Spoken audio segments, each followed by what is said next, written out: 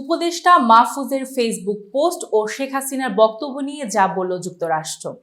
অন্তর্বর্তী সরকারের উপদেষ্টা মাহফুজ আলমের দেওয়া সাম্প্রতিক একটি ফেসবুক পোস্ট ভারতের আসাম, ত্রিপুরা সহ বৃহৎ বাংলার ম্যাপ, ভারতে পালিয়ে যাওয়া শেখ হাসিনার বক্তব্য প্রচারে নিষেধাজ্ঞা ইত্যাদি প্রসঙ্গে নিজেদের অবস্থান জানিয়েছেন যুক্তরাষ্ট্র।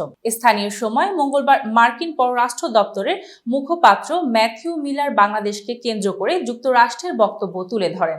এছাড়া বাংলাদেশ মিয়ানমার সীমান্তের প্রায় ৩৫০ কিলোমিটার সীমান্তের পুরোটাই দেশটির সশস্ত্র বিদ্রোহী গোষ্ঠী আরাকান আর্মির নিয়ন্ত্রণে চলে যাওয়ার প্রসঙ্গ নিয়েও কথা বলেন ম্যাথিউ মিলার।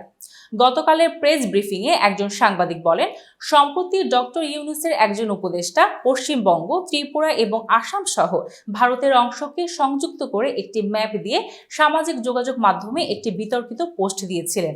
এ ধরনের পোস্ট দক্ষিণ এশিয়ার আঞ্চলিক স্থিতিশীলতার জন্য ঝুঁকির কারণ হতে পারে। যুক্তরাষ্ট্র সরকার কি এই বিষয়টিকে উদ্বেগের সঙ্গে দেখছেন এবং এই অঞ্চলে শান্তি ও স্থিতিশীলতাকে সমর্থন করার জন্য এই ধরনের বক্তব্যের বিরুদ্ধে কোনো পরামর্শ দেওয়ার কথা কি বিবেচনা করবে? এতক্ষণ বার্তা বৈঠকের সাথে থাকার জন্য ধন্যবাদ। নতুন নতুন তথ্য ও সংবাদ পেতে বার্তা বৈঠকের ইউটিউব চ্যানেল ও ফেসবুক পেজের সাথেই থাকুন।